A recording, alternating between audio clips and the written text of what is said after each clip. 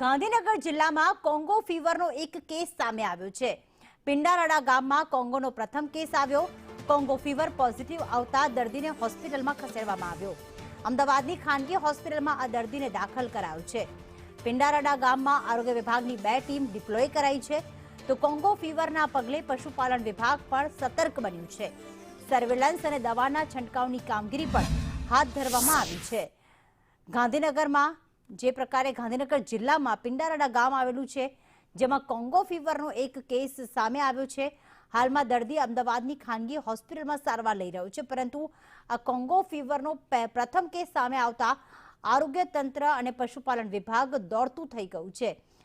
જે પ્રકારે કોંગો ફીવરના જે લક્ષણો છે તે અમે બતાવી રહ્યા છીએ કે આ લક્ષણો ચેપ લાગ્યા બાદ 6 થી 13 દિવસો સુધી દેખાતા હોય છે।